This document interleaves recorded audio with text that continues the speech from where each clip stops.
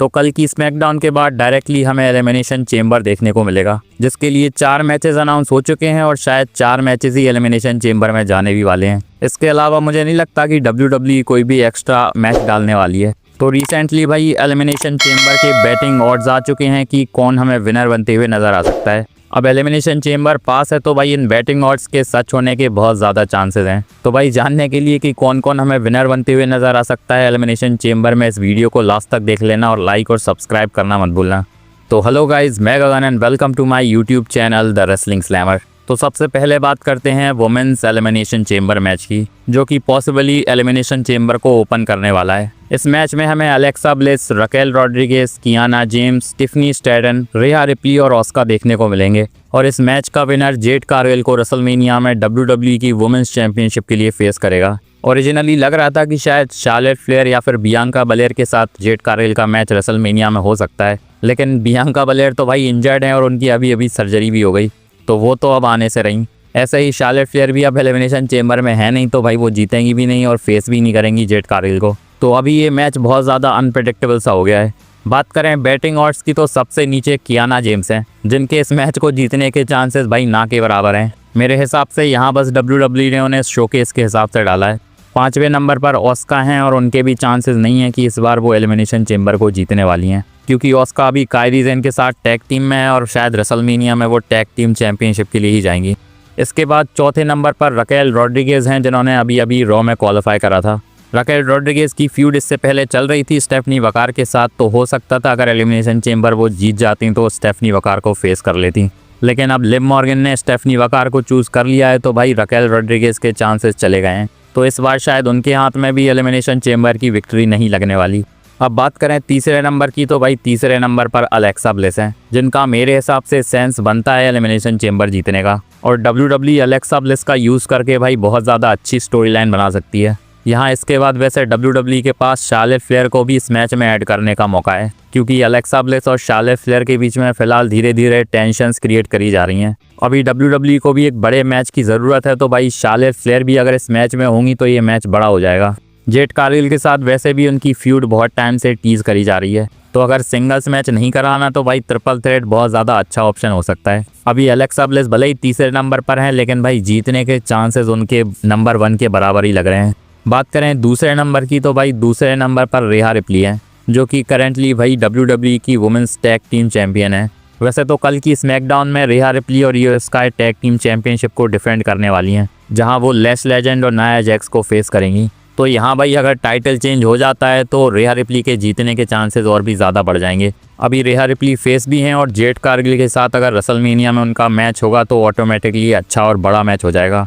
बाकी बात करें नंबर 1 की, तो भाई टिफनी स्टैटन नंबर 1 पर हैं कि वो इस बार जीतने वाली हैं एलिमिनेशन चेंबर को, जो कि मेरे हिसाब से बहुत ज़्यादा घटिया चॉइस हो सकती है, क्योंकि एक तो लास्ट ईयर इनकी फ्यूड बहुत ज़्यादा लंबी घसीटी गई थी और बहुत ज़्यादा बुरी भी थी, और मेरे हिसाब से फैंस भी इस मैच को तीसरी चौथी बार देखने में इंटरेस्टेड होंगे नहीं, लेकिन स्टिल टिफनी स्टैटन नंबर 1 पर चल रही हैं।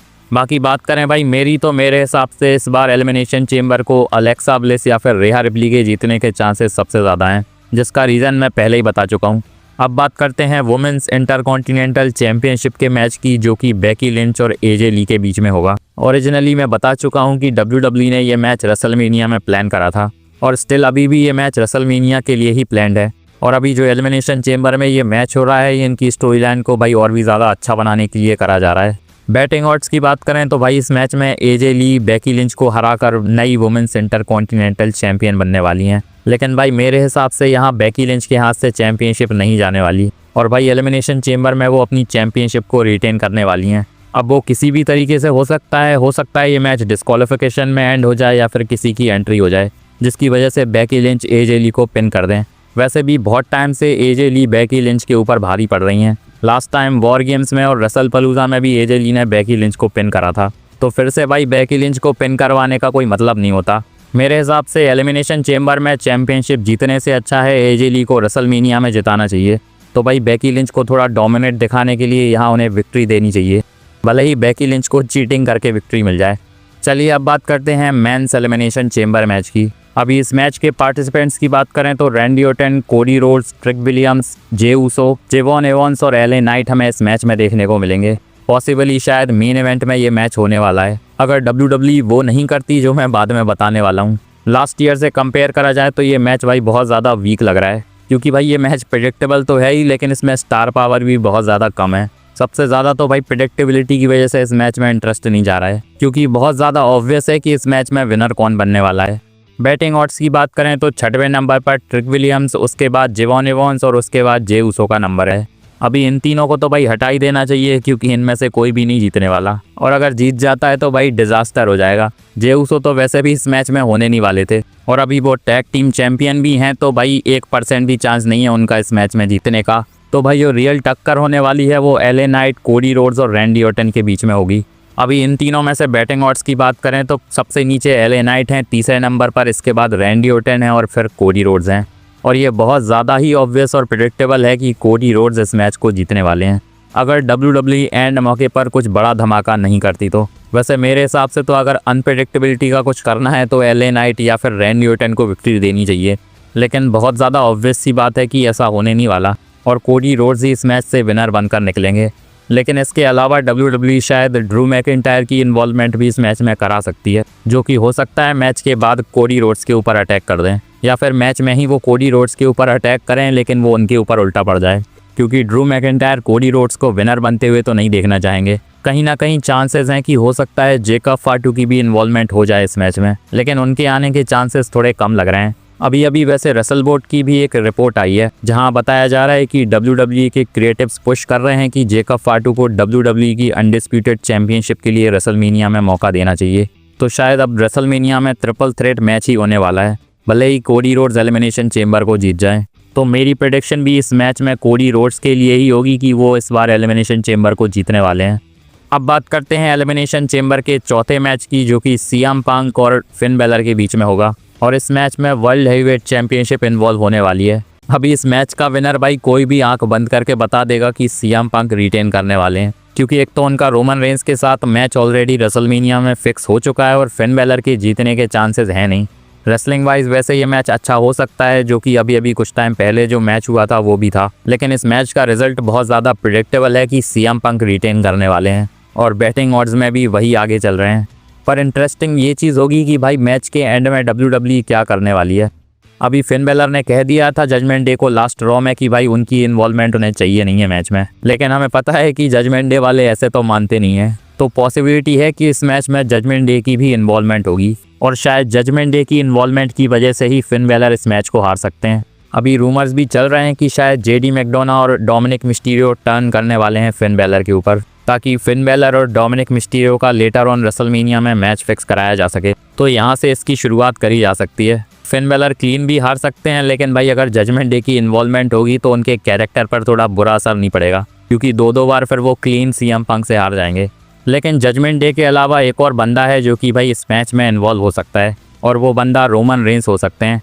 अभी नेक्स्ट रॉ के लिए तो वो अनाउंस है ही, तो भाई यहाँ से ही वो कांड की शुरुआत कर सकते हैं, जहाँ भाई मैच के बाद सीएम पंक के ऊपर उनका अटैक हो सकता है। पर रोमन रेंस फिलहाल फेस है, तो हो सकता है सीएम पंक के ऊपर जब जजमेंट डे का अटैक हो रहा हो तो वो सेव करने के लिए आए, क्योंकि रोमन रेंस भी नहीं चाहेंगे कि फिलहाल सीएम पंक के हाथ से चैंपियनशिप चली जाए, क्योंकि रेसलमेनिया में उनका इरादा होगा उनसे चैंपियनशिप लेने का, जिसका एक्सक्यूज़ वो नेक्स्ट रॉ में यही कह के देंगे कि भाई मैंने तुझे इसीलिए बचाया था क्योंकि मैं नहीं चाहता था कि तेरे हाथ से चैंपियनशिप चली जाए, क्योंकि बाद में मैं तेरी धुलाई करके तुझसे चैंपियनशिप लूँगा।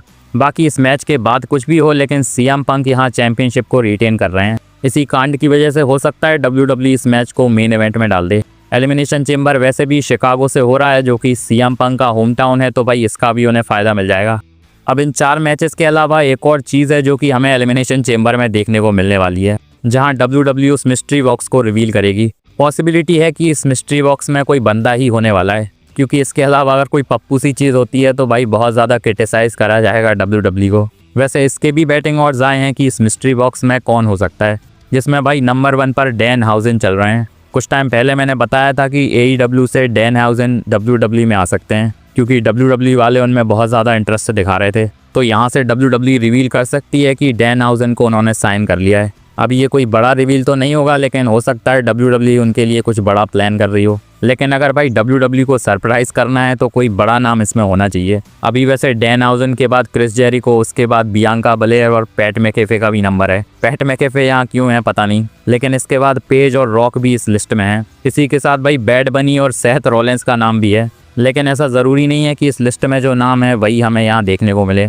कोई दूसरा बंदा और नाम भी हो सकता है, लेकिन मेरे हिसाब से हमें ज़्यादा एक्साइटेड नहीं होना चाहिए क्योंकि WWE पोपट करने में बहुत ज़्यादा माहिर है। तो इस मिस्ट्री बॉक्स में बहुत ज़्यादा बेसिक सी और रैंडम सी चीज़ भी हो सकती है। बाकी वैसे एलिमिनेशन चेम्बर इस बार का बहुत ज़्यादा वीक लग रहा है क्योंकि भाई बहुत सारी चीज़ें प्रेडिक्टेबल हैं, लेकिन हमें मैचेस बहुत ज़्यादा अच्छे देखने को मिल सकते हैं। तो भाई कमेंट में बताओ आप कौन सा मैच देखने में ज़्यादा इंटरेस्टेड हो एलिमिनेशन चेम्बर का, और मेरी वीडियो अच्छी लगी हो तो लाइक और सब्सक्राइब ज़रूर कर लेना और बेल आइकन को भी प्रेस कर देना ताकि मेरी वीडियोस की अपडेट्स आप तक पहुंचती रहें। मैं मिलते हैं नेक्स्ट वीडियो में, धन्यवाद।